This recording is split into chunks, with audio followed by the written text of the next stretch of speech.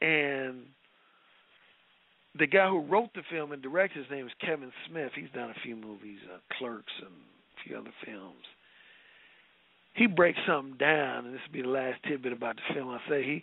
He breaks something down that's really true. He says, in so many words, that the reason why a lot of guys can't handle women with a quote-unquote reputation is because of their own insecurities. He says, all guys want to feel like they the best dick you've ever had.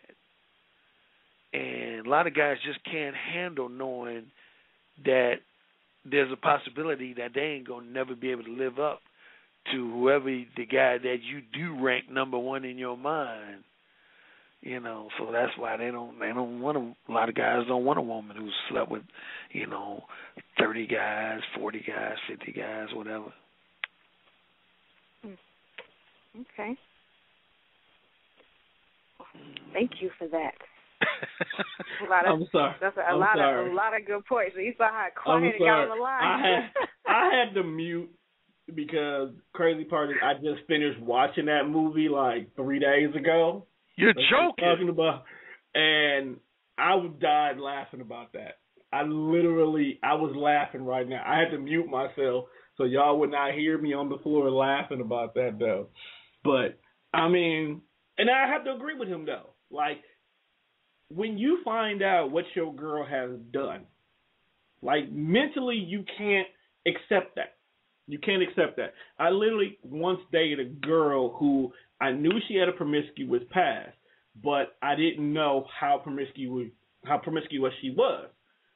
So every time I see her associating with somebody, it could have been somebody new from class. It could have been a family member that I didn't know was a family member yet. Anybody I would see her talking to, the first thought in my head would be, is that one of her dudes? Is that one of her dudes? Is that a guy she used to talk to? Is that guy? So then eventually it became, I can't deal with her no more. I need to leave that alone, all because of this one issue of I knew she was promiscuous. Could have been the best thing that could ever happen to me, but it's the fact that her past really made me not feel comfortable with her. So I totally agree with him in regards to that. You just don't want a girl who you know has done that. Okay.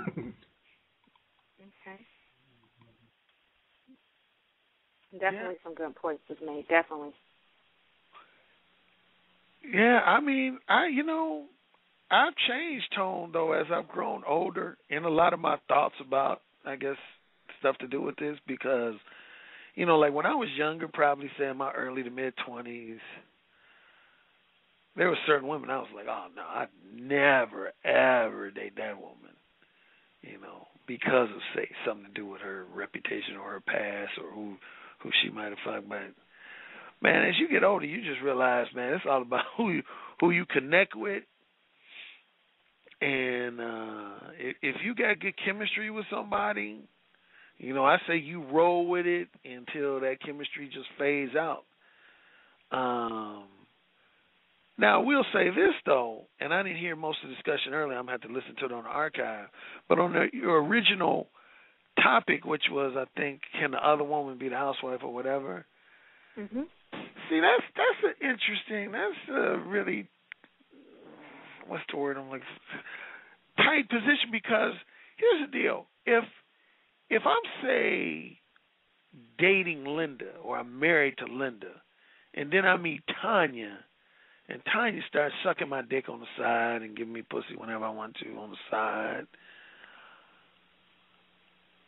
I'm going to feel like, okay, yeah, I like sexing up Linda. No, wait, Tanya was on my side. I'm getting my own names mixed up. Tanya. But I'm going to be like, okay, but why is she down with fucking with me while I'm still, married to Linda or dating Linda? Like, one of the things a lot of women don't like to hear, but I tell them, I say, a lot of women say, well, Alan, do you think that I'll be able to hook up with such and such guy? Because I met him while I was dating, Roscoe. I met Brian, and now I want to hook up with Brian. I'm like, nah, Brian ain't going to hook up with you. And they say, why? I'm like, because you fucking around on Roscoe. So that's going to make Brian think, well, shit, if I start dating her, she's probably going to fuck around on me. Yeah. for whoever women listening to, this live or as an archive, I'm gonna tell you, that's how most. I would never say that's how all men think, but that's how most men think. If I hooked up with you because you were cheating on your man, I'm gonna be very reluctant to hook up with you in a monogamous relationship because I'm gonna feel like, well, damn, when I hooked up with you, you was cheating on your man. And it's kind of the same thing, again, with also the situation that was the topic for this show, is the woman, she's not cheating on her man, but she's accepting you cheating on your woman. Mm-hmm. So, I've always been a guy, and I'm going to say this few days now, I'm shut the fuck up. But, Tasha, I got my books out. I got 3 books out, and yeah. The gist of my books basically relates to this topic because I got to a point early on where I was just all about just bold, straightforward honesty. Me personally, I don't believe in bullshit nobody. Like, I'm the type, when I've been fucking, say, 4 different women at the same time, all 4 women knew I was fucking other women. They might not know their names or even their faces. Some situations they did. But I've never been a guy who's been, say, had a serious girlfriend and had 2 women on the side. If I'm in a relationship and say I do want to fuck another woman, I tell my baby that. I say, hey, I love you, baby. But there's this woman at work, man, I just feel compelled to fuck the shit out of her. And I'm going to tell you that up front. And that's why there's no woman, I can say this publicly on air, there's no woman walking this earth who can say Alan Roger Curry misled them, lied to them, cheated on them. If I get any criticism from women say, Alan, you actually too honest sometimes. I almost wish you lied because you just too honest. But that's just my MO. I don't play those type of games because it just leads to unnecessary drama later on. I've seen guys get their tires slashed and windows busted. Had a picture floating around on Facebook. Some woman threw hot grease on a dude's dick.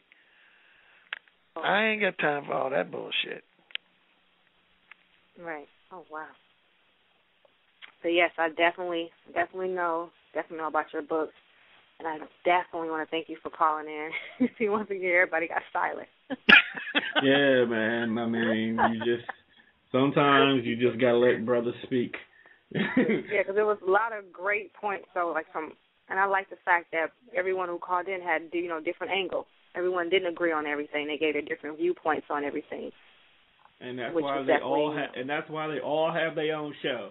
Because there's no way in the world that I could put all of them on one show and expect it to be sane. Right. But now we actually starting to wind down, Tasha. We get into that moment where we got to go ahead and close the show because with a topic like this, it could probably keep going until the wee hours of the morning. But I definitely want to go ahead and I want to thank our caller for going ahead and giving us a call in and educating us a little bit more on the way the world looks from the eyes of, side chicks and whatnot. I definitely want to go ahead and give a shout out to the Definitely Fresh Show. It will air this Friday, special 420 time, 11:30 at night. So while you out there, getting it in, go ahead and check us out, see what's going on. Want to give a shout out to Lexi Trinae.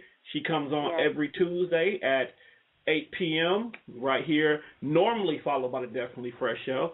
Also, definitely make sure you call in tomorrow at 7 p.m. and go ahead and listen to the Sound Dropping, hosted by me yourself, with a couple of special guests and a couple of guest hosts I'm going to have on the show tomorrow, too. So definitely make sure you check that out. And Tasha, I love you. Oh. And your show is the shit. Thank you. Thank you for the opportunity. Like I told you before, you were the first person I wanted to put on the show anyway. So this is going to work out beautifully. Yep, and then thank you for all the listeners, for the callers for calling in, for Lexi Trinae, for Dewan, for Mr. Tone, for author Alan Roger Curry for calling in. It was major. Thank you to everybody. And just to wrap things up, once again, our topic was focused on turning the other woman into the housewife. Is it possible? And from the callers that called in, you got different viewpoints on, yes, it can be possible. When a person is tired and willing to change their ways, it can definitely be possible. And you have some people who was like they're not too sure because there could be some trust issues going on. Has this person really changed? Will they, backslide and go back out there? But at the end of the day, it's one of those things that it's an individual thing. It's all about how that person sees it. If a person is willing to take that risk with someone to see and find out if they definitely did change. And I just want to invite everybody to tune back in next Wednesday, same time, 8 p.m. Central. And that topic will be focusing on another again back in an ex's arms, what causes so many people to go back to an ex they know they have no business being with. That'll be our next week's topic. Ooh, that topic. Ooh, I might have to call in on that one there because Lord knows I backslid. But you know what? Since normally we would normally have the Naked Hour coming on afterward, I think I'm going to go ahead and at least give you a little taste of what the Naked Hour would sound like to go ahead and close the show out today. So, peace and love, and Tasha, you hit me up so the show over with.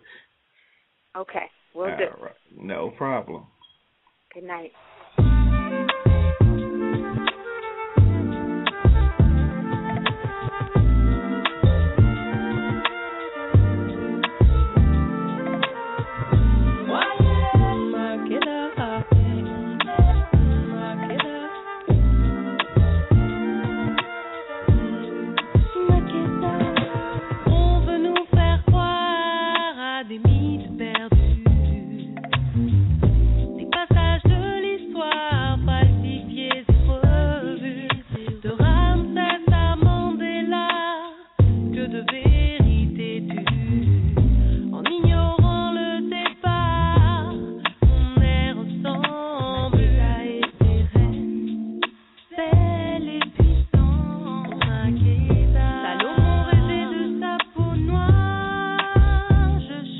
Pour aviser les